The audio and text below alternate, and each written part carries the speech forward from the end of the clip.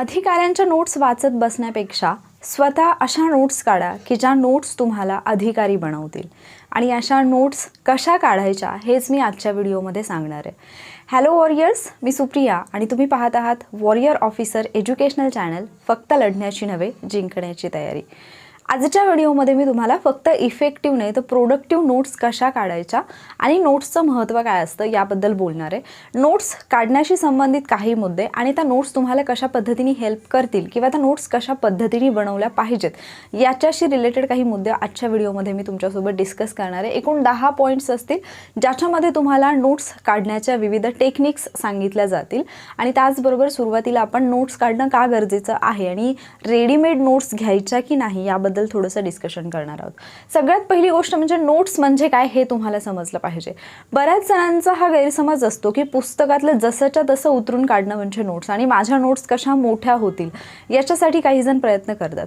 पण नोट्स म्हणजे पुस्तक जसंच्या तसं लिहून काढणं नाही. तर तुम्हाला जो पण अभ्यास तुम्ही केलेला आहे तो एक्झामच्या आधी तुम्हाला रिवाईज करता यावा, व्यवस्थितपणे तो आठवावा आणि मोठीच्या मोठी पुस्तकं वाचत बसायला लागू नये या उद्देशाने जे तुम्ही मोठ्या कंटेंटचं छोट्या कंटेंटमध्ये केलेलं रूपांतर असतं. सगळा जो कंटेंट असतो किंवा जेवढा पण जे पण तुम्ही काही वाचलेलं आहे त्याच्यातून इम्पॉर्टंट पॉईंट जे तुम्ही शोधून काढलेले असतात त्याला आपण नोट्स असं म्हणतो. मग नोट्स काढायच्या कशासाठी? जस्ट इमॅजिन करा, जसं की आता 3 तारखेला तुमची एक्झाम आहे आणि 3 तारखेच्या एक्झामसाठी तुम्ही जो अभ्यास केलेला आहे, जे पण 6-7 सब्जेक्ट तुम्ही अभ्यासलेत ते तुम्हाला रिवाईज करायचे आहेत. आज 1 तारीख आहे, 1 आणि 2 तारखेत 2 दिवसामध्ये तुम्ही सगळे सब्जेक्ट रिवाईज करू शकता का? सगळे सोडा, तुम्ही एक सब्जेक्ट त्याची पूर्ण रिव्हिजन करू शकता का? जर तुम्ही पुस्तक घेऊन बसलात तर ते एक पुस्तक 2 दिवसात संपवणं किंवा प्रॉपरली ते रिवाईज करणं आणि ते लक्षात ठेवणं तुमच्यासाठी पॉसिबल असेल का? अर्थातच नाही. आणि ती नौबत तुमच्यावरती येऊ नये यासाठी नोट्स असतात ज्या की आपण शॉर्ट फॉर्ममध्ये लिहिलेल्या असतात आणि ज्या तुम्हाला एक्झामच्या आधी रिव्हिजनसाठी, रिकॉलिंगसाठी खूप जास्त हेल्पफुल ठरतात. मग जर या अशा नोट्स ज्या तुम्हाला तुमच्या पोस्टसाठी आवश्यक असणारी सगळी रिव्हिजन करण्यासाठी हेल्पफुल ठरतात त्या तुमच्या स्वतःच्या असल्या पाहिजेत की रेडीमेड घेतल्या पाहिजेत, या बाबतीत प्रत्येकाचं मत वेगवेगळं असतं. पण जर तुम्ही स्वतःच्या नोट्स स्वतः काढल्या तर त्या तुम्हाला अधिकारी बनवू शकतात. नोट्स ही अशी गोष्ट असते जी तुम्हाला स्वतःला करायची असते. दुसऱ्याच्या नोट्सवरती तुम्हाला अवलंबून राहायचं नसतं. तुम्ही एक आधार म्हणून दुसऱ्याच्या नोट्स पाहू शकता की नोट्स कशा बनवायच्या आहेत किंवा त्या नोट्सचा फायदा म्हणजे एक्झॅक्टली काय पद्धतीने तुम्हाला करायचं आहे याच्यासाठी तुम्ही पाहू शकता. पण याचा अर्थ असा नाही की तुम्ही दुसऱ्याच्या नोट्स घ्या आणि त्या रिवाईज करा. दुसऱ्याच्या नोट्स का घेऊ नये याचं आणखी एक कारण म्हणजे नोट्स काढताना, समजा मी नोट्स काढत आहे, मी एक चॅप्टर वाचला. आपण फॉर एक्झाम्पल राष्ट्रपती हा टॉपिक घेऊयात.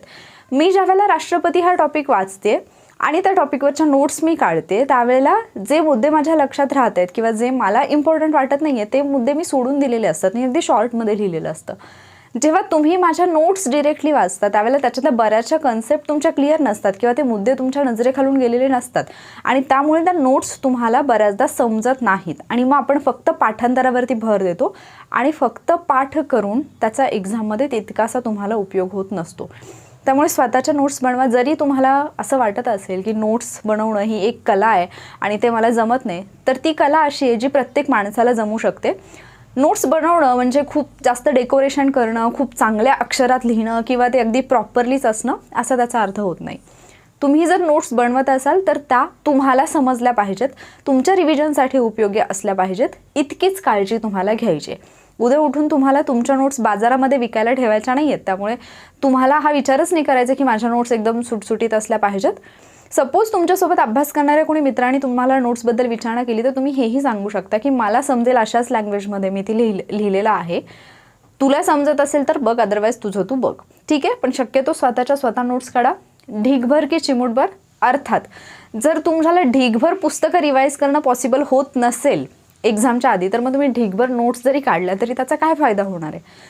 नोट्स अगदी तुमच्या शॉर्ट असल्या पाहिजेत. म्हणजे ज्या वेळेला तुम्ही एक मोठं पुस्तक रीड करत आहात त्याच्यातून अगदी छोटी तुमची नोट्सची एक बुक किंवा मी म्हणेन की एक गठ्ठा तुमचा अगदी छोटासा झाला पाहिजे, त्याला नोट्स म्हणायचं. जसंच्या तसं लिहून काढणं किंवा ढीगभर काहीतरी गोळा करून ठेवले त्याला नोट्स म्हटलं जात नाही. मग हे नोट्स काढण्याचे काही टेक्निक आहे ते मी शेअर करणार आहे. त्यापूर्वी आणखी एक वॉर्निंग म्हणेन मी तुम्हा सगळ्यांना देईन तुम्ही पाहिले की आत्ता रिझल्ट आलेला आहे आणि रिझल्टनंतर बरेचसे जे ज्यांचं सिलेक्शन झालेलं आहे, ज्यांची नावं आलेली लिस्टमध्ये, अशा लोकांचे इंटरव्ह्यू तुम्हाला पाहायला मिळतात. काल तुम्ही सागर सरांचाही व्हिडिओ पाहिला असेल. पण हा व्हिडिओ पाहतानाही आणखी एक काळजी घ्या. समजा मी माझंच उदाहरण देते. समजा माझ्या चॅनलवरती येऊन कोणीतरी इंटरव्ह्यू देत आहे आणि ती व्यक्ती जर तुम्हाला इंटरव्ह्यूमध्ये हे सांगत असेल की मी वॉरियर ऑफिसरचा कुठला तरी कोर्स केला आणि त्याच्यामुळे माझं सिलेक्शन झालं आहे, तर त्याच्यावरती बिलकुल भरोसा ठेवू नका. त्याचं रिझन म्हणजे जेवढे पण यूट्यूबवाले किंवा ज्यांच्याकडे पण एज्युकेशनल ॲप्स आहेत, जे पण या फील्डमध्ये आहेत, ते लोक रिझल्ट आल्यानंतर ज्या विद्यार्थ्यांचा रिझल्ट आला त्यांना काही पैसे देत असतात आणि त्यांच्याकडून हे भाषणामध्ये म्हणवून घेत असतात.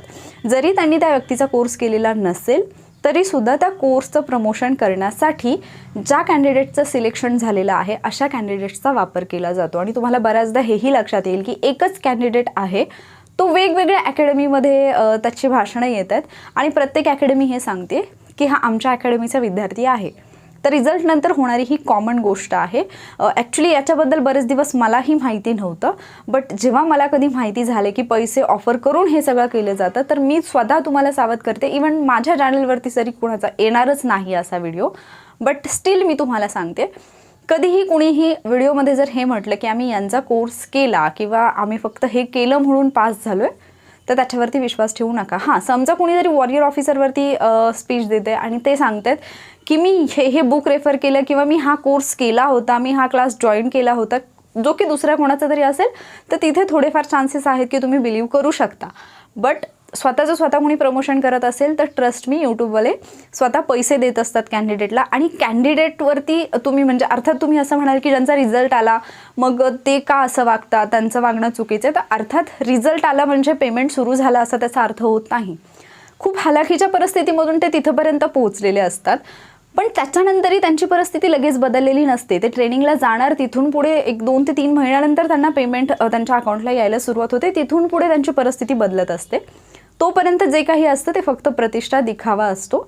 रिअल सिच्युएशन तीच असते. कित्येक पोलीस उपनिरीक्षक ज्यांचं सिलेक्शन झालेलं आहे त्यांच्याकडे सेलिब्रेशनसाठी सुद्धा, स्वतःचा बॅनर छापण्यासाठी सुद्धा पैसे नसतात, बट फक्त परिस्थिती एवढी बदललेली असते की बाकीचे जे लोक इतके दिवस त्यांना हिणवत असतात ते फक्त त्यावेळेला त्यांच्यासाठी खर्च करायला तयार असतात. ठीक आहे, तर या काही प्रॅक्टिकल गोष्टी आहेत ज्या बहुधा आय थिंक आत्तापर्यंत कुणी तुम्हाला सांगितलं नसतील. ते मी प्रामाणिकपणे सांगण्याचा प्रयत्न करते.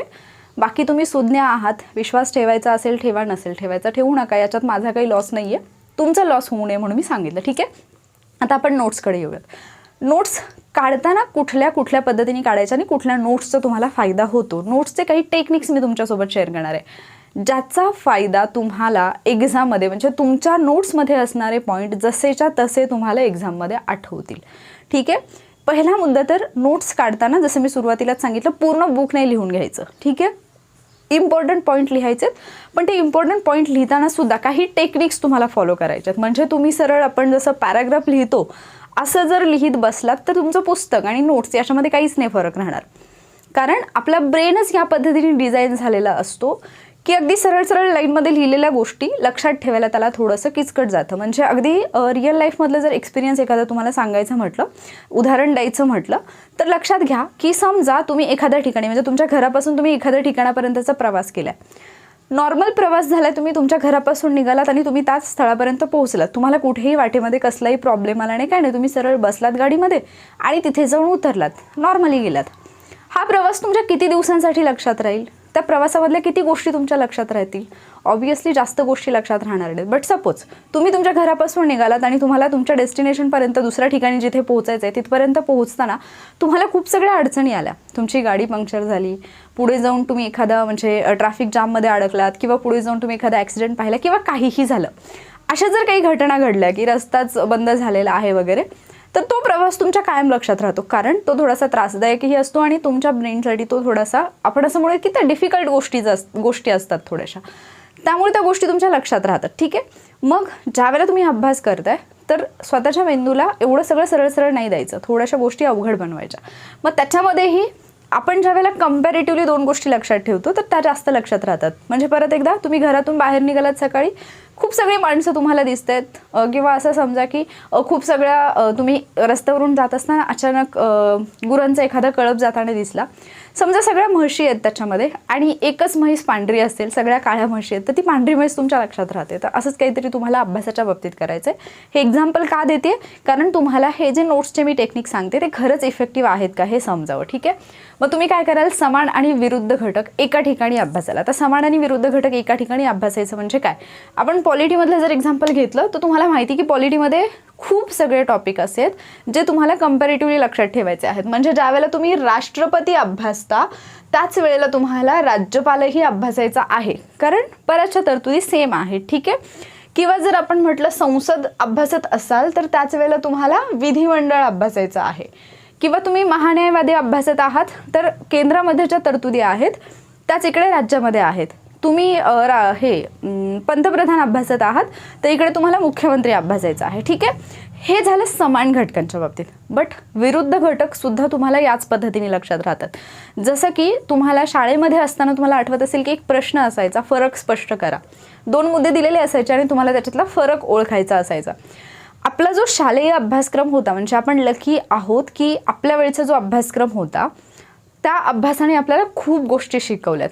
आत्ता तेवढी मूल्य त्या अभ्यासक्रमामध्ये नाही आहेत, हे माझं स्पष्ट मत आहे. कारण त्यावेळेला जे काही आपण शिकलो, म्हणजे अगदी तुम्हाला आठवत असेल की 1ली 2रीला असतानाच आपल्याला कथा असायच्या, गोष्टी वगैरे असायच्या, त्याच्या माध्यमातून आपल्याला शिकवलं जायचं. मग बरंचसं मूल्य शिक्षणही आपल्याला दिलं जायचं. तर त्या ज्या गोष्टी आहेत त्यावेळेचे जर प्रश्नांचं फ्रेमिंग वगैरे होतं तर त्या गोष्टींचा तुम्हाला इथे फार फायदा होणार आहे. समजा अंतर्वक्र आरसा आहे, बहिर्वक्र आरसा आहे, तुम्ही डिफरन्सनी लक्षात ठेवलं तर ते तुमच्या लक्षात राहील. लघुदृष्टीता, दूरदृष्टीता डिफरन्सनी लक्षात ठेवलं तर ते जास्त लक्षात राहील. ज्यावेळेला तुम्ही नोट्स बनवताय त्यावेळेला सुद्धा नोट्स बनवताना त्या तशाच पद्धतीने बनवायच्या. जिथे जिथे तुम्हाला 2 घटक लक्षात ठेवायचे जे एकतर समान आहेत किंवा जे एकतर एकमेकांच्या कम्प्लिटली विरुद्ध आहेत, तर ते एकाच पेजवरती तुम्हाला 2 पार्ट करून तिथेच तुम्हाला मेन्शन करायचं आहे. जरी वेगवेगळे टॉपिक असतील, एक टॉपिक तुम्ही सुरुवातीलाच वाचलाय, दुसरा टॉपिक अगदी शेवटी आहे तरी सुद्धा. ठीक आहे, समान आणि विरुद्ध घटक नोट्समध्ये अशा पद्धतीने तुम्ही लिहाल. त्यानंतर माइंड मॅप्स. माइंड मॅप्स ही एक अशी गोष्ट आहे जी तुमच्या ब्रेनला ॲक्टिव्ह ठेवते आणि माइंड मॅप्सच्या बाबतीत तुम्ही माइंड मॅप्सच्या साहाय्याने तुम्ही जो अभ्यास केलेला असतो तो तुमच्या खूप चांगल्या प्रकारे आणि खूप जास्त कालावधीसाठी लक्षात राहतो. मी काही माइंड मॅप तुम्हाला दाखवून, बऱ्याच जणांना माहिती नसतं की माइंड मॅप म्हणजे एक्झॅक्टली काय. तर थोडक्यात आपण जे ट्री चार्ट वगैरे काढतो तर त्या पद्धतीने लक्षात ठेवणं. उदाहरणार्थ तुम्ही समजा 1857चा उठावा अभ्यासत आहात तर तुम्ही काय कराल, सेंटरला 1857 लिहाल. माइंड मॅप म्हणजे तो कुठल्याही प्रकारे तुम्ही काढू शकता, असं नाही की एक याच प्रकारची फिगर असली पाहिजे. ठीक आहे, मग आता पहिल्यांदा 1857च्या उठावामधला कुठला घटक येईल, कारणे.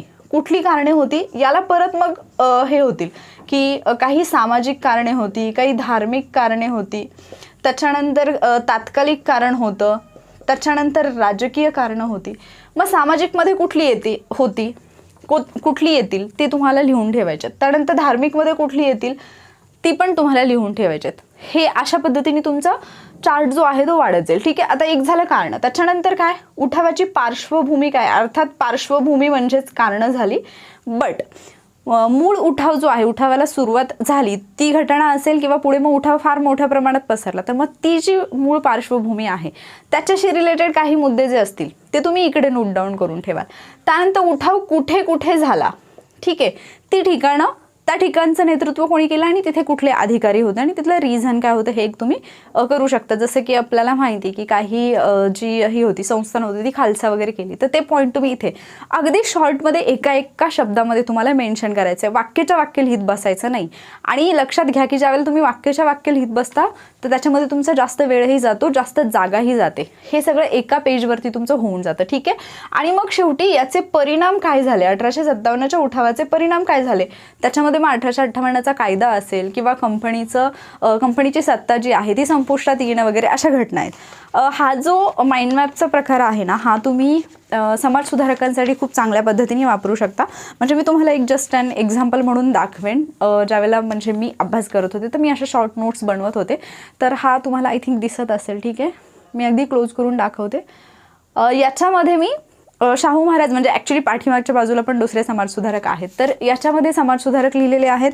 मग शाहू महाराज त्यांचा कालावधी लिहिला आहे. मग पुढे ज्या काही घटना घडल्या त्या फक्त मग फांद्या फुटत जातात. आणि हे जर लिहिलं ना तर हे रिवाईज करायला म्हणजे पहा की तुम्ही जर 4 समाजसुधारकांची माहिती लिहिणार असाल तर तुम्हाला 4 समाजसुधारकांची पूर्ण माहिती लिहिण्यासाठी, नोट्स काढण्यासाठी 5 ते 6 पेजेस इझिली लागतात. एका पेजवरती एक समाजसुधारक कधीच होत नाही, ज्या पद्धतीने तुम्ही नोट्स काढता. मी इथे 1/4 साईजचा एकच पेपर घेतला आणि याच्यावरती माझे 4 समाजसुधारक झाले. ठीक आहे, हे रिवाईज करायला खूप इझी जातं आणि ज्यावेळेला तुम्ही हे रिवाईज करता हे तुमच्या लक्षातही राहतं. कारण जेव्हा पेपरमध्ये प्रश्न येतात तर ज्यावेळेला तुम्हाला पूर्ण पेज स्कॅन करून ते आठवायचं असतं, म्हणजे जे नॉर्मल पद्धतीने तुम्ही नोट्स काढता, ज्यावेळेला तुम्हाला ते सगळं स्कॅन करून आठवायचं असतं तर ते डिफिकल्ट जातं. बट माइंड मॅप्स हे खूप लवकर आठवतात. ठीक आहे, तर रिव्हिजनसाठी तर फायद्याचं आहेच, पण पेपरमध्ये आठवण्यासाठी हे जास्त फायद्याचं आहे. ठीक आहे, सो समान आणि विरुद्ध घटक लक्षात आले, माइंड मॅप्स तुमच्या लक्षात आले असतील. ठीक आहे, मग माइंड मॅपला मी अजून एकदा सांगते, जरुरी नाही की तुम्ही खूप सगळ्या आकृत्या काढत बसा, त्याला आखीव रेखीव करत बसा. नोट्स तुम्हाला समजल्या पाहिजेत बस. नोट्स काढताना कुठलाही बाकीचा हेतू, माझ्या नोट्स फार सुंदर हस्ताक्षरात असल्या पाहिजेत आणि मग त्या मला कोणाला तरी दाखवायच्या आहेत, मला पब्लिसिटी करायची, प्लीज याच्यात पडू नका. पुढचं आयुष्य त्याच्यासाठी पडले, आधी स्वतःच्या पुढे जे आहे, जी एक्झाम आहे त्याच्यावरती फोकस करा. ठीक आहे, त्यानंतर आकृत्या, चित्रे, नकाशा इत्यादींचा वापर. आता नकाशा नाही आहे माझ्याजवळ, बट मी बरेचसे नकाशे जे आहे ते यापूर्वी ग्रुपवरती वगैरे सेंड केलेले होते, तर त्याच्यावरून तुम्ही पाहू शकता. ज्यावेळेला तुम्ही एखादा मॅप हे करत आहात, फिल करत आहात, उदाहरणार्थ तुम्ही महाराष्ट्राचा नकाशा भरलाय ज्याच्यामध्ये तुम्ही प्रशासकीय विभाग दाखवलेत. आता फक्त प्रशासकीय विभाग दाखवून तिथे थांबायचं का नाही, त्या नकाशामध्ये तुम्ही प्रशासकीय विभाग दाखवाल. प्रत्येक प्रशासकीय विभागामध्ये किती जिल्हे आहेत तो नंबर तिथेच तुम्ही मेन्शन कराल. त्याच्यानंतर बाजूला जी रिकामी जागा असते, जसे की आपण सूची वगैरे लिहितो नकाशाची, तर तिथे तुम्ही काय कराल, कुठल्या जिल्ह्यामध्ये किती तालुके आहेत ते मेन्शन कराल. नकाशाच्या वरच्या बाजूला मध्य प्रदेश आहे, कुठल्या कुठल्या जिल्ह्यांची सीमा लागते मध्य प्रदेशला, गुजरातला कुठली लागते, इकडे तेलंगणा आहे, छत्तीसगड आहे, त्याच्यानंतर कर्नाटक आहे, गोवा आहे, कुठल्या राज्यांची सीमा लागते, जिल्ह्यांची सीमा कुठल्या राज्याला लागते ते तुम्ही मेन्शन कराल. त्या राज्याचं नाव लिहिताना पूर्ण नाव पण लिहायची गरज नसते, म्हणजे महाराष्ट्राचा वरचा भाग असेल, तुम्ही इथे MP लिहित असाल तर कंसामध्ये किती जिल्ह्यांची सीमा लागते ते लगेच मेन्शन करा. त्याच्यानंतर गुजरात आहे तर कितीची लागते ते लगेच मेन्शन करा. ठीक आहे, अशा पद्धतीने एकाच नकाशावरती तुम्ही प्रशासकीय विभाग हा अख्खा धडा तिथे बसवू शकता. सगळ्यात उत्तरेकडचा तालुका कोणता आहे, सगळ्यात दक्षिणेकडचा तालुका कोणता आहे, इकडे गडचिरोलीमधला कुठला तालुका येतो जो की पूर्वेकडे आहे, इकडे कुठले तालुके येतात, मुंबई शहर, मुंबई उपनगरमध्ये तालुके आहेत का, असतील तर ते प्रशासकीय सोयीसाठी आहेत हे तुम्हाला माहिती पाहिजे, ते कुठल्या क्रमाने आहेत, कारण त्याच्यावरती सुद्धा प्रश्न बनू शकतो. या छोट्या छोट्या गोष्टी आहेत ना, त्या एकाच मॅपमध्ये तुमच्या होऊ शकतात. चित्र किंवा नकाशे यांचा वापर म्हणजे काय असतं, तर मी तुम्हाला एक माझी डायरी जी होती ज्याच्यामध्ये मी नोट्स काढलेल्या ते मी दाखवेन. ॲक्च्युली हे जुनं आहे, बट स्टील मी तुम्हाला दाखवते की मी कशा पद्धतीने लिहित होते. ठीक आहे, आता इथे झारखंड विधानसभा इमारतीच्या उद्घाटनाची न्यूज आहे. त्याच्यानंतर NPP हा नवीन राजकीय पक्ष आहे तर त्याच्याबद्दलची माहिती आहे. मग जर तुमच्या लक्षात आलं तर इथे मी एक छोटंसं मी पेन्सिलनी काढले, आय थिंक तुम्हाला दिसत असेल. ठीक आहे, तर एक छोटीशी इमारत ड्रॉ करण्याचा प्रयत्न केला आणि त्याच्यामध्ये सगळी माहिती लिहिली की 3 मजली इमारत आहे. त्याच्यानंतर एक्झॅक्टली कुठं आहे, कुडग्राम रांची आहे, पहिली पेपरलेस विधानसभा म्हणून ओळखलं जातं. हे काही मुद्दे आहेत ते तिथे नोट डाऊन केलेत. किंवा NPP राजकीय पक्षाचा दर्जा दिला आहे. मग हे मी पुस्तकामध्ये का लिहिले, कारण त्या पार्टीचं चिन्ह ते आहे. ठीक आहे, तर अशा पद्धतीने. किंवा ते इकडे एक एक्सप्रेस आहे, हा लिंक एक्सप्रेस जी भारताकडून रद्द करण्यात आली, तर त्या एक्सप्रेसचं एक चित्र मी इथे काढलेलं आहे. ठीक आहे, आय होप तुम्हाला दिसत असेल. तर या पद्धतीने तुम्ही काढू शकता. त्याच्यानंतर पुढे जाऊन बाकीच्या पण न्यूज आहेत इथे मी लिहिलं होतं. हिंदुजा अशोक लेलँड जी आहे ती BS मानक प्रमाणित देशातला पहिला मालवाहू ट्रक ठरलेला होता, तर त्याच्याबद्दल लिहिलेलं आहे. त्याच्यानंतर भारतातला पहिला कचरा कॅफे, ज्याच्यावरती प्रश्न पण येऊन गेले, छत्तीसगड अंबिकापूर, आणि हे मला जसंच्या तसं आठवतं. ठीक आहे, वरती हे लिहिलेलं आहे मी, जे हेडिंग आहे ते लिहिलेलं आहे आणि खाली मी लिहिले सुद्धा, माझा खाऊ मला द्या, म्हणजे आपण जनरली कचऱ्याचे डबे ते पाहतो. तर अशा पद्धतीने जर तुम्ही नोट्स काढल्या तर ते तुम्हाला जसंच्या तसं आठवतं, तुम्ही पाठांतर करण्यापेक्षा किंवा परत परत बुक उघडून रिव्हिजन करण्यापेक्षा. ठीक आहे, तर आकृतीचा, चित्रांचा जिथे जिथे शक्य तिथे वापर करा. परत एकदा सांगते, ही चित्र काढताना ती ॲक्युरेट असली पाहिजेत असं नाही. बऱ्याचदा काय होतं ना, जेव्हा तुम्ही वाकडी तिकडी चित्र काढताना ते ती जास्त लक्षात राहतात, म्हणजे एक्झॅक्ट काढण्यापेक्षा. कारण बऱ्याचदा वाकडं तिकडं झालं की तुमचं ते लक्षात असतं की अरे मला हे काढायलाच जमलं नव्हतं. फॉर एक्झाम्पल, तुम्ही ट्रेनचं चित्र काढायला गेलात आणि तुमची ट्रेन जर समजा ट्रकसारखी दिसत असेल तर ते तुमच्या लक्षात राहील की मला ट्रेन पण नव्हती ड्रॉ करता आली. ठीक आहे, तर ते तुमच्या लक्षात राहून जातं. त्यानंतर एक्स्ट्रा पॉईंट्स इन बुक. आता तुम्ही पुस्तक वाचताय, बऱ्याचदा काय होतं की आपण एक रेफरन्स बुक रीड करत असतो आणि काही असे पॉईंट असतात जे की आयोगाच्या पेपरमध्ये यापूर्वी विचारलेले असतात, जे की तुमच्या रेफरन्स बुकमध्ये नसतात. किंवा तुम्ही एखादी टेस्ट सिरीज जॉईन केलेली आहे, त्या टेस्ट सिरीजमध्ये एखादा प्रश्न असा असतो जो की तुमच्या रेफरन्स बुकमध्ये नसतो. मग तुम्हाला काय करायचं आहे, त्या पॉईंट्सचे छोट्याशा एखाद्या पेपरवरती ते जे एक्स्ट्राचे पॉईंट्स आहेत ते नोट डाऊन करायचे आहेत आणि ते तुमच्या बुकमध्ये ॲड करायचे आहेत. साधं थोडंसं तुम्ही जरी त्याच्यावरती पेस्ट केलं तरी चालेल. आता मी ॲक्च्युली दुसरं नाही पेस्ट केलेलं, मी बुकमधल्याच नोट्स काढल्यात, बट मी तुम्हाला दाखवते की ते कशा पद्धतीने केलं पाहिजे. ठीक आहे, ॲक्च्युली माझ्या बुकची हालत फार खराब झाली आहे. बट आता संविधान सभेची मागणी कोणी केली याच्याबद्दल मी परवा जे क्वेश्चन मी टाकत आहे सध्या कम्युनिटीला, त्याच्यामध्ये पण क्वेश्चन दिला होता. तर इथे मी एक परत फिगर ड्रॉ केलेली आहे. हे बुक आहे ॲक्च्युली, ठीक आहे, पण मी बुकमध्येच काय केलं आहे, जिथे जिथे मला आवश्यक वाटतं तिथे तिथे मी पेपर्स ॲड केलेलं आहे. जसे की ते संविधान सभेची मागणी आहे, संविधान सभेची रचना इथे दिसत असेल तुम्हाला, संविधान सभेची रचनासुद्धा मी तिथे मेन्शन केलेली आहे. म्हणजे ज्यावेळेला मला रिवाईज करायचं, मला पूर्ण पुस्तक रिवाईज करण्याची गरज पडत नाही. मला फक्त ते पेजवरची मी ती आकृती पाहिली की ते माझं रिवाईज तर होतं, पण मला एक्झाममध्ये ते आठवतंही. इथे पंतप्रधान आहे, तर पंतप्रधानाच्या बाजूला मी मुख्यमंत्र्याची माहिती पेस्ट केलेली आहे. ठीक आहे, असंच पूर्ण म्हणजे इकडे संसदेमध्ये पण मी केलेलं आहे. तर अशा पद्धतीने मी पुस्तकामध्ये खूप ठिकाणी एक्स्ट्राच्या नोट्स तुम्ही या पद्धतीने ॲड करू शकता. मला जिथे वाटलं की हे ॲड करणं गरजेचं आहे तिथे मी केलेलं होतं, तर तुम्ही त्या पद्धतीने करू शकता. ठीक आहे, मग एक्स्ट्रा पॉईंट्स तुम्ही काय कराल, जसं की आपण काय करतो, समजा तुम्हाला एखादा आयोगाच्या पेपरमध्येच एखादा प्रश्न आला आणि तो तुमचा इकडे नाही आहे तुमच्या नोट्समध्ये, सॉरी बुकमध्ये, तर आपण काय करतो, आपल्या नोट्समध्ये म्हणजे सेपरेट नोटबुक घेतो आणि त्याच्यावरती लिहून ठेवतो. बट जेव्हा आपल्याला एक्झॅक्टली अभ्यास करायचा असतो किंवा ज्यावेळेला आपण रिवाईज करायचं असतं तर आपण ती नोटबुक घेऊच याची काही खात्री नसते आणि मग इकडे तिकडे अस्ताव्यस्त सगळ्या गोष्टी राहून जातात.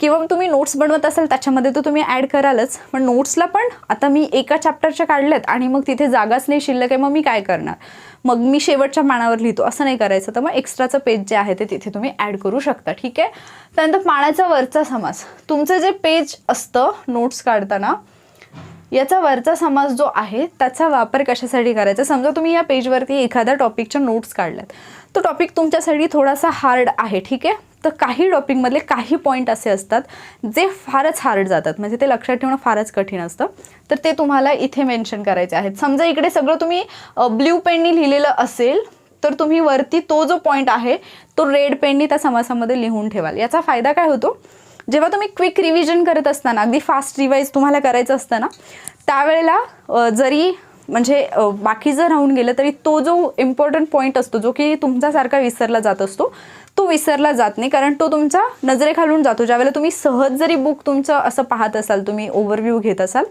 तरी ते तुमच्या लक्षात येते की आपण इथे काहीतरी इम्पॉर्टंट लिहिलेलं आहे. त्यामुळे इम्पॉर्टंट गोष्टींसाठी पाण्याचा वरचा समास जो आहे तो यूज करायचा आहे. फ्लॅश कार्डचा वापर तुम्हाला जास्तीत जास्त करायचा आहे. आता फ्लॅश कार्डचा वापर करायचा म्हणजे काय, छोटे छोटे कार्ड्स वापरायचे. तुम्हाला आठवत असेल की ज्यावेळेला तुम्ही लहान असताना शाळेत जात असेल किंवा अजूनही तुम्ही जर लहान मुलांची शाळा पाहिली तर जास्तीत जास्त म्हणजे समानार्थी विरुद्धार्थी शब्द असतील किंवा कुठलाही अवघड घटक मुलांना शिकवताना छोट्या छोट्या कार्ड्सचा वापर केला जातो. इवन तुम्ही बरेचसे गेम्ससुद्धा पाहिले असतील ज्याच्यामध्ये खूप सगळे लेटर्स असतात छोट्या छोट्या कार्डवरती, ते लहान मुलांना खेळायला दिले जातात आणि त्याच्यातून त्यांचं जे कार्ड म्हणजे आपण समजा त्यांना सांगितलं की एस लेटर शोधून दाखवतं, त्यांना ते त्याच्यातून फाइंड आउट करायचं असतं.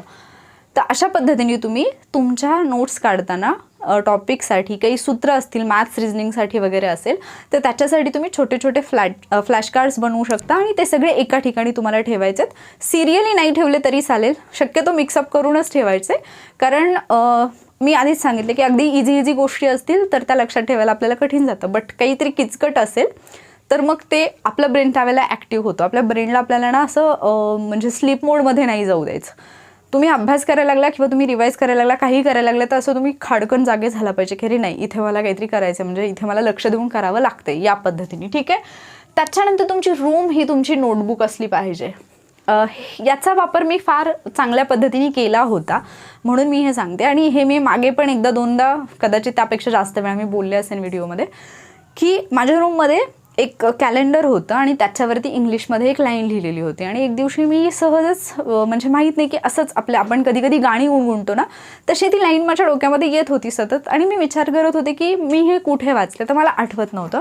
अँड सडनली मला आठवलं की एक कॅलेंडर आहे ज्याच्यावरती हे लिहिलेलं आहे. आणि मला वाटलं की जर जी गोष्ट आपल्या उपयोगाची पण नाही आहे पण ती रोज आपल्या डोळ्यासमोर येते तर ती आपल्या लक्षात राहते. मग जर आपण असंच काहीतरी अभ्यासाचं केलं जे की रोज आपल्या डोळ्यासमोर येईल तर अर्थातच ते सुद्धा आपल्या लक्षात राहायला पाहिजे. तुमच्या घराचा दरवाजा म्हणजे तुमच्या रूमचा, त्या दरवाजाच्या पाठीमागच्या बाजूला जर तुम्ही अशा ठिकाणी राहत असाल सिटीमध्ये जिथे की तुम्ही दरवाजा बंद करून राहता, तर दरवाजाच्या मागच्या बाजूला तुम्ही लावून ठेवू शकता. खेडेगावामध्ये राहत असाल तर जनरली दरवाजा बंद करून लोक राहत नाहीत, घरात बसत नाहीत, ठीक आहे. तर मग तिथे थोडंसं डिफिकल्ट होऊ शकतं. बट मग अशा वेळेला तुम्हाला बाकी खूप सगळ्या जागा असतात जिथे तुम्ही ती जागा यूज करू शकता. माझ्या बाबतीत एक म्हणजे तुम्हाला कदाचित हे थोडंसं ओव्हर वाटेल बट ट्रस्ट मी, माझ्या बाबतीतली एक रिअल गोष्ट मी सांगते की मी ज्या ठिकाणी झोपायचे तर वरच्या बाजूला रूफवरती सुद्धा मी पेपर्स चिटकवून ठेवले होते, म्हणजे मी नोट्स चिटकवून ठेवल्या होत्या. मी कधीतरी तुमच्यासोबत तो व्हिडिओ किंवा मग तो माझ्या रूमचा एक व्ह्यू मी तुमच्यासोबत शेअर करेन. म्हणजे माझ्या रूममध्ये मी उठल्यानंतर डोळे उघडले ना की माझ्या समोर, माझ्या डाव्या बाजूला, उजव्या बाजूला, पुढे मागे सगळीकडे फक्त अभ्यासाचंच सगळं लिहिलेलं असायचं. आणि नाही म्हटलं तरी ते सगळं पाहिल्यानंतर बाहेरची व्यक्ती जरी आली आणि मी जरी असले तरी सुद्धा ती अभ्यासाची भावना आपोआपच निर्माण व्हायची आणि अभ्यास व्हायचा. त्यामुळे तुमची रूम तुमच्यासाठी पोस्ट मिळेपर्यंत तुमची नोटबुक असली पाहिजे. जिथे जिथे शक्य आहे ना तिथे तिथे तुम्हाला तुमच्या नोट्समधले काही महत्त्वाचे पॉईंट्स जे आहेत ते लिहून ठेवायचे, पण ते असे पॉईंट लिहून ठेवायचे जे तुम्हाला रिमाइंड करायला अवघड जातात, लक्षात ठेवायला अवघड जातात, ठीक आहे. असं नाही की एखादी गोष्ट तुमची पाठ आहे आणि तुम्ही उगीचच तीच लिहिताय, असं नका करू. लोकसंख्या, आकडेवारी लक्षात ठेवणं फार अवघड जातं, ते लिहून ठेवा. सायन्समधले काही टॉपिक आहेत ते लक्षात ठेवणं फार अवघड जातं, ते लिहून ठेवा. इकॉनॉमिक्स टफ जातं आकडेवारी लक्षात ठेवणं, ते लिहून ठेवा. आणि ते रिवाईज करा. दिवसातून एकदा दोनदा त्या जागेला भेट द्या. आणि उगीचच म्हणजे तुम्ही सहज ब्रेक घेतला अभ्यासातून एखादा 2-3 मिनिटासाठी, तर त्याच्यासमोर उभं राहतं पेपरसमोर, तुम्ही वाचायचं नाही म्हटलं, नुसती नजर जरी फिरवली तरी आपोआप ते तुमच्याकडून ॲटोमॅटिकली वाचलं जातं, ठीक आहे. तर तो एक मुद्दा तुम्हाला, हा पण नोट्सचाच भाग येतो, ठीक आहे. बऱ्याच जणांना असं वाटतं की हे कुठे नोट्समध्ये येतं, पण जे पण काही तुम्ही त्या भिंतीवरती चिटकवलेलं आहे तो तुमचा अभ्यासाचाच भाग येतो. आणि सगळ्यात महत्त्वाची जागा कुठली असते माहिती का? एकतर आरसा आणि दुसरं तुमच्या मोबाईलचा वॉलपेपर. कारण या गोष्टी अशा असतात ज्या दिवसातून आपण खूप वेळा पाहतो. काही लोक असतील माझ्यासारखे जे आरशाकडे तरी रेअरली, म्हणजे मी व्हिडिओसाठीच बघता येते समोर आरशाच्या, बट इतर वेळेला जे लोक जनरली अभ्यासवाली मुलं पाहतच नाहीत जास्त, बट मोबाईल आपण खूप वेळा पाहतो, तर त्याच्यावरती तुम्ही लिहायला पाहिजे, ठीक आहे, त्याच्या वॉलपेपरवरती. त्याच्यानंतर घरातल्या वस्तू, मी डायरेक्ट पुढचा पॉईंट घेते, घरातल्या वस्तू. आता घरातल्या वस्तू का, कारण आत्ता जस्ट आपला विषय झाला म्हणून. आता तुमचा आरसा आहे समजा तुमच्या रूममध्ये, तुम्ही काय कराल माहिती आहे, हा तुमचा आरसा आहे ना, आरशाच्या एका बाजूला तुम्ही अंतर्वक्र आरसा आणि अंतर्वक्र भिंग, आणि दुसऱ्या बाजूला बहिर्वक्र आरसा आणि बहिर्वक्र भिंग, हे सगळं लिहून ठेवाल तुम्ही. याचा फायदा काय होईल तुम्हाला, हा टॉपिक असा आहे ज्याचं सायन्स बॅकग्राऊंड नाही आहे त्याला हे लक्षात ठेवायला 100% अडचण येते. आणि प्रकाश हा घटक असा आहे ज्याच्यावरती 100% प्रश्न येतो. पण तुम्ही जर या पद्धतीने लिहून ठेवलं तर ते तुम्हाला टफ जात नाही, ठीक आहे. तुम्ही स्केल वापरत असाल अभ्यास करताना, तर त्या स्केलवरती एक छोटीशी नोट जी आहे ती पेस्ट करून ठेवायची, ज्याच्यावरती तुम्ही आपल्या इंद्रधनुचे 7 रंग जे आहेत त्यांचा क्रम लिहून ठेवाल. का लिहून ठेवाल, कारण बऱ्याचदा त्याच्यामध्ये विचलनाचा कोणाचा जास्त आहे, कोणाचा कमी आहे, वेवलेंथ कोणाची कमी, कोणाची जास्त, या सगळ्या गोष्टीमध्ये आपल्याला थोडंसं कन्फ्युजन होतं. तर ते तुम्हाला माहिती की त्या पट्टीतून तुम्ही लाईटकडे पाहिलं वरच्या भागातून तर आपल्याला 7 रंग दिसतात. मग ते कशाचं उदाहरण आहे हे सगळं तुम्ही काय करू शकता, त्याच्यावरती नोट डाऊन करू शकता. आणि त्याचा खूप जास्त फायदा होतो. तुमच्या घरातला गॅस आहे, गॅस लीक झाल्यानंतर गॅसमध्ये एकतर जो गॅस आहे त्याच्यामध्ये कुठले घटक असतात ते तुम्ही नोट डाऊन करू शकता. म्हणजे गृहिणींसाठी हे फार फायद्याचं आहे. त्याच्यानंतर ज्यावेळेला गॅस लीक होतो म्हणजे त्याच्यामधून एक मरकॅप्टन्स नावाचा वायू बाहेर पडतो, तर त्याच्यावरून ते तुम्ही लक्षात ठेवू शकता, ठीक आहे. त्याचबरोबर गृहिणी ज्या आहेत, माझ्याच काही विद्यार्थिनी ज्यांनी मला सांगितलं होतं की दिवसभरामध्ये खूप वेळा फ्रीज उघडावा लागतो, तर त्याच्यावरती आम्ही हे महत्त्वाची कलमं वगैरे नोट डाऊन करून ठेवलेली आहेत. तर अशा पद्धतीने हा सुद्धा तुमच्या नोट्सचाच एक पार्ट बनला पाहिजे, ठीक आहे. त्याच्यानंतर ट्रिक्स आणि वोकॅबसाठी एक डायरी किंवा नोटबुक. ज्यावेळेला तुम्ही ट्रिक्स लिहित आहात, म्हणजे ट्रिक्स कुठल्याही सब्जेक्टच्या ट्रिक्स तुम्ही बनवत आहात, टॉपिकच्या किंवा कोणाच्याही लिहून काढत आहात, तर त्यावेळेला त्या तुम्हाला सेपरेट एका नोटबुकमध्ये लिहायच्यात. बट असं नाही की प्रत्येक सब्जेक्टसाठी वेगळी ट्रिक्सची नोटबुक बनवली. एकच नोटबुक असेल आणि त्याच्यामध्येच तुम्ही सगळ्या सब्जेक्टच्या ट्रिक्स लिहाल. त्याचं रिझन म्हणजे ज्यावेळेला तुमची एक्झाम असते तर एक्झामच्या जस्ट एक दिवस आधी तुम्हाला ती पूर्ण नोटबुक रिवाईज करता येते, सगळ्या ट्रिक्स तुम्हाला रिवाईज करता येतात. जर तुम्ही सेपरेटली लिहिलं असेल तर तुम्हाला खूप जास्त प्रॉब्लेम येऊ शकतो, कारण मग काही ट्रिक्स राहून गेल्या आणि चुकून जर त्याच्यातूनच प्रश्न आला तर पुढे जाऊन तुम्हाला फक्त पश्चाताप होतो की अरे हे माझं रिवाईज झालं नव्हतं. त्यामुळे सगळ्या सब्जेक्टच्या ट्रिक्स या एकाच नोटबुकमध्ये लिहायच्यात. आणि जसं आत्ता आपण मेन्सचा अभ्यास करतोय तर छोटी डायरी नसेल डायरी तर मी जसं केलं की मी जे A4 साईजचे पेपर असतात ते मी कट करून त्याची एक छोटीशी डायरी मी बनवली होती आणि मी मेन्सला 150चं टार्गेट ठेवलं होतं. तर असं काहीतरी टार्गेट तुम्ही ठेवा. खरं तर मला 123 मिळाले, बट 150चं टार्गेट होतं म्हणून 123 तरी मिळाले, अदरवाईज तिथंपर्यंत पण मी गेले नसते. सो तुमचं टार्गेट नेहमी हाय ठेवा आणि ते तुमच्या डोळ्यासमोर राहू द्या. आणि डेली आता जर आपण 180 डेजमध्ये आपण करत आहोत ना मेन्सचा अभ्यास, तर तुम्हाला काय करायचं, अशी एक छोटी डायरी मेंटेन करायची. याच्यामध्ये तुम्ही पाहू शकता की मी डेली वर्ड्स लिहित होते, ठीक आहे. तर याच्यामध्ये तुम्ही काय करणार आहात, 5 वर्ड मराठीचे, 5 वर्ड इंग्लिशचे लिहिणार आहात आणि ते रिवाईज करणार आहात. रिवाईज करणार म्हणजे काय, तर रिवाईज नाही करायचं. आता उदाहरणार्थ याच्यातला जर मी एखादा शब्द घेतला, याच्यामध्ये आहे आवाळू. आवाळू म्हणजे डोळा, ठीक आहे. आवाळू या शब्दाचा अर्थ होतो डोळा. मग मी काय करेन, दिवसभरामध्ये कधीही आवाळू हा शब्द वापरण्याचा प्रयत्न करेन. म्हणजे माझा डोळा दुखते म्हणण्याऐवजी मी म्हणेन की आवाळू दुखते किंवा आवाळूतून पाणी येते. कधीही जिथे तुम्हाला पॉसिबल आहे ना. आणि लक्षात ठेवा की या गोष्टी फार फार उपयोगी ठरतात. ज्यावेळेला तुम्ही पेपरला बसता ना त्यावेळेला तुम्हाला सगळं असं म्हणजे गरजच नाही पडत की मला ताण द्यायचं आणि आठवायचं, ठीक आहे. म्हणजे अभ्यासाला थोडंसं तुम्ही यूज टू पण होऊन जाता आणि त्या गोष्टी तुम्हाला इझिली आठवतात. तर या सगळ्या गोष्टी तुम्हाला ॲड करायच्यात. आणि make it difficult for your brain. तुमच्या ब्रेनला सतत जागं ठेवायचं असेल तर गोष्टी थोड्या अवघड बनवा. खूप सोपं किंवा जे रेग्युलर आहे, म्हणजे बघा ना, तुम्हाला जर समजा रोजच फक्त चपाती आणि फक्त वांग्याची भाजी डेली तुम्हाला तेच खायला जर दिलं तर एक दिवस असा येईल ना की तुम्हाला वीट येईल त्याचं, तुम्ही वैतागून जाल. मग तुमच्या ब्रेनला पण त्याचा कंटाळा येणारच ना. तुम्ही रोज उठताय आणि एकाच पद्धतीने तेच तुमचं रटाळवाणं चालू आहे. अर्थात काही दिवसांनी ब्रेनला नाही करावासा वाटत अभ्यास.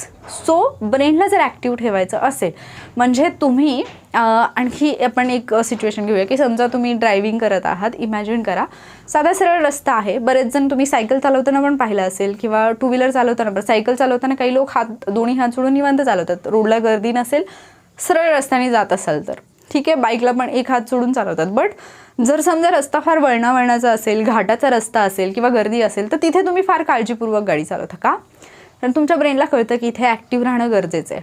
आणि जर ब्रेनला तुम्ही ॲक्टिव्ह नाही ठेवलं तर ब्रेन तुमचा झोपून जातो. तर हे होऊ नये असं वाटत असेल तर या सगळ्या गोष्टी करताना प्रत्येक वेळेला काहीतरी वेगळ्या पद्धतीने आणि थोड्याशा गोष्टी डिफिकल्ट, फार इझी स्वतःसाठी गोष्टी बनवायच्या नाहीत, ठीक आहे. एकदा क्विकली सांगते मी काय काय करायचं आहे. समान आणि विरुद्ध गोष्टी नोट्स काढताना सेपरेटली लिहायच्यात. Separately in the sense separately नाही लिहायच्या, एका पेजवर लिहायच्यात. I am sorry. समान आणि विरुद्ध गोष्टी एका पेजवर एकत्रित करून लिहायच्यात. माइंड मॅप्स, जसं मी आत्ता उदाहरण सांगितलं, कुठलाही असा एकही टॉपिक नसतो ज्याच्यावरती तुम्ही माइंड मॅप बनवू शकत नाही. बट जे मोठे मोठे टॉपिक असतात ज्याच्यासाठी तुम्ही नोट्स काढायचं म्हटलं तर तुमचे नाही म्हटलं तरी 8-9 पेजेस जातात.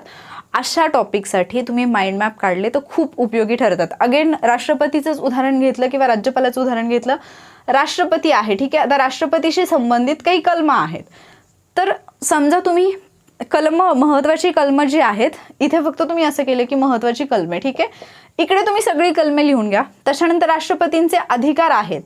राष्ट्रपतींना जे कार्यकारी अधिकार आहेत, अधिकारामध्ये मग परत कार्यकारी अधिकार, कायदेविषयक अधिकार, नकार अधिकार, हे सगळे अधिकार याच्यामध्ये आले, सल्लाविषयक वगैरे सगळं, ठीक आहे. त्याच्यानंतर राष्ट्रपतींना इतर जे काही राष्ट्रपतींच्या बाबतीमध्ये ज्या काही प्रोव्हिजन्स असतील कॉन्स्टिट्यूशनमध्ये त्याच्याशी रिलेटेड एक पार्ट असं केलं तर ते तुमच्या जास्त लक्षात राहील, ठीक आहे.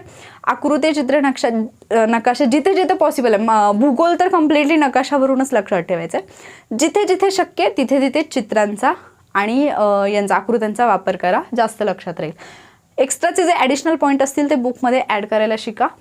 पाण्याचा वरचा समास नेहमी इम्पॉर्टंट पॉईंटसाठी यूज करा. ठीक आहे, त्याचा फार फायदा होतो. फ्लॅश कार्ड यूज करा, कारण लहानपणापासून आपण गोष्टी त्याच पद्धतीने शिकलो आहोत. जेवढं आपण ऑब्झर्व करतो तेवढं आपण जास्त शिकतो. आपल्याला कुठलीही गोष्ट जन्मताच येत नव्हती. आपण जे काही आत्तापर्यंत शिकलोय ते कुठल्या ना कुठल्या माध्यमातून शिकलोय. म्हणजे एखादी गोष्ट बिलकुल जमत नव्हती पण आपण ते शिकलोय, तर हे पण आपल्याला जमायलाच पाहिजे. कारण कुठली ना म्हणजे आपण एवढं सगळं शिकत आलोय लहानपणापासून, तर अभ्यासातल्या या गोष्टी पण आपण इझिली शिकूच शकतो. ठीक आहे, तुमची रूम तुम्हाला आजूबाजूला फक्त आणि फक्त अभ्यासाचं वातावरण ठेवावंच लागेल, लक्षात घ्या. ठीक आहे, गृहिणींच्या बाबतीमध्ये हे थोडंफार डिफिकल्ट असू शकतं, कारण मला माहिती आहे माझ्या म्हणजे एक अशाच गृहिणी ज्यांनी माझ्याकडे असंच गायडन्स मागितलेलं, त्यांना मी हे सजेस्ट केलं होतं.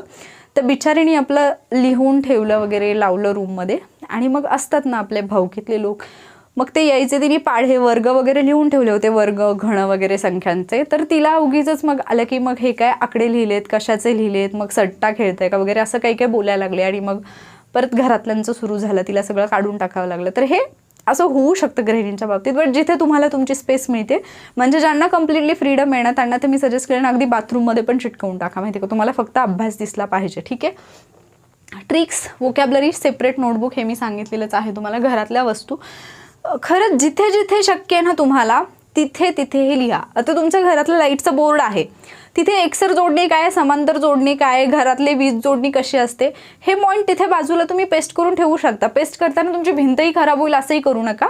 पेपरवरती लिहायचं. सेलो टेप 2 साइडेड मिळाला तर खूपच छान आहे. 2 वे टेप जो असतो तो, त्यांनी पेस्ट करा. अदरवाईज जर नसेल मिळत तर आपला सिम्पलवाला जो असतो ना, तोच कट करायचा, त्यालाच असं गोल राऊंड करायचं आणि मग तो चिटकवायचा. म्हणजे एक त्याला तुम्ही गोल राऊंड केलं ना की त्याची एक बाजू पेपरला राहते आणि एक बाजू भिंतीला जाते, या पद्धतीने. ठीक आहे, आणि त्याच्यानंतर गोष्टी स्वतःसाठी थोड्याशा अवघड बनवा. ब्रेनला सतत ॲक्टिव्ह ठेवा. त्याला सगळंच काही आयतं देण्याचा प्रयत्न करू नका.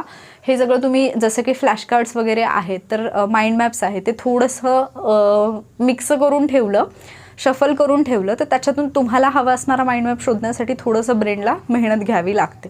ठीक आहे, आय थिंक नोट्सच्या बाबतीत सगळ्या गोष्टी तुमच्या क्लिअर झाल्या असतील की नोट्स कशा बनवायच्या. पूर्ण टॉपिक वाईज जरी नोट्स बनवायच्या असतील, समजा तुम्ही इकॉनॉमिक्स घेतलं, मी आय थिंक मागे कधीतरी माझी फाईल दाखवली होती इकॉनॉमिक्ससाठी, जॉग्रफीसाठी वगैरे, मी तसंच पेपरवरती नोट्स काढलेत, कारण ते अरेंज करायला इझी जातं थोडं ॲज कम्पेअर टू नोटबुक. ठीक आहे, तर साधे पेपर, त्याच्यावरती तुम्ही नोट्स काढल्यात आणि ते परत फाईलमध्ये अरेंज करून ठेवलेलं आहे, तर तसंही चालेल. पण त्याच्यावरती नोट्स काढताना पण हेच मुद्दे लक्षात ठेवा. म्हणजे मी कधीही नोट्स काढताना पहिल्या लाईनपासून शेवटच्या लाईनपर्यंत असं नाही करत, आणि तसं करायचंही नसतं. नोट्स तुमच्या सुटसुटीत असल्या पाहिजे. जिथे जिथे तुम्हाला चार्टचा वापर करता येतो, जिथे जिथे तुम्हाला अशा पद्धतीचे चार्ट काढता येतात, तिथे तिथे ते यूज करायचे आहेत. ठीक आहे, त्या पद्धतीने नोट्स काढा. या नोट्स तुम्हाला तुमचा रिझल्ट मिळवून देतील आणि उद्या लोक तुम्हाला तुमच्या नोट्ससाठी विचारतील. त्यामुळे आता कोणाच्या नोट्सच्या मागे लागू नका. आणि महत्त्वाचा पॉईंट, नोट्स फार डेकोरेटिव्ह, खूप सुंदर प्रदर्शनात मांडायच्यात या हेतूने काढू नका. आपली रिव्हिजन झाली पाहिजे, आपल्याला त्याचा फायदा झाला पाहिजे, आपली पोस्ट निघाली पाहिजे, एवढाच हेतू डोळ्यासमोर ठेवून नोट्स बनवा. ठीक आहे, आय होप हा व्हिडिओ तुम्हाला खूप काही शिकवून गेला असेल डेफिनेटली. आणि ज्या काही सूचना मी सुरुवातीला सांगितलेल्या आहेत त्या पण लक्षात ठेवा. 180 डेजचा प्लॅन सुरू झालेला आहे. जे विद्यार्थी जॉईन झाले नाही आहेत, ज्यांना 3 तारखेनंतर जॉईन व्हायचं आहे, त्यांना मी ऑलरेडी सांगितलं, टेन्शन घेऊ नका. 4 पासूनचा प्लॅन फॉलो करा. पहिल्या 3 दिवसांचं जे काही राहिलेलं आहे ते कंप्लीट करण्यासाठी पुढे तुम्हाला एक्स्ट्रा डे दिले जातील, ज्याच्यामध्ये बाकीचे लोक फक्त रिवाईज करतील. त्यामुळे असा विचार नका करू की आमचं लॉस झालेला आहे. ठीक आहे, हॅव सम पेशन्स आणि स्वतःवरती पण विश्वास ठेवा आणि माझ्यावरती पण विश्वास ठेवा. डेफिनेटली ते कवर होईल आणि बाकीच्या गोष्टींना फसू नका. ठीक आहे, तुमची पोस्ट हेच तुमचं फायनल टार्गेट असलं पाहिजे. आय होप हा व्हिडिओ तुम्हाला हेल्पफुल ठरेल. जर व्हिडिओ आवडला असेल तर लाईक आणि शेअर नक्की करा. आणि पुढचा व्हिडिओ जो येणार आहे अभ्यासामधल्या सातत्याशी रिलेटेड किंवा पोस्ट मिळवायची असेल तर काही 5 गोष्टी आहेत ज्या तुम्हाला फॉलो करता आल्या पाहिजेत या पूर्ण अभ्यासाच्या प्रवासामध्ये, त्याच्याशी रिलेटेड असेल. तो व्हिडिओ पाहण्यासाठी चॅनलला नक्की सबस्क्राईब करा. थँक्यू.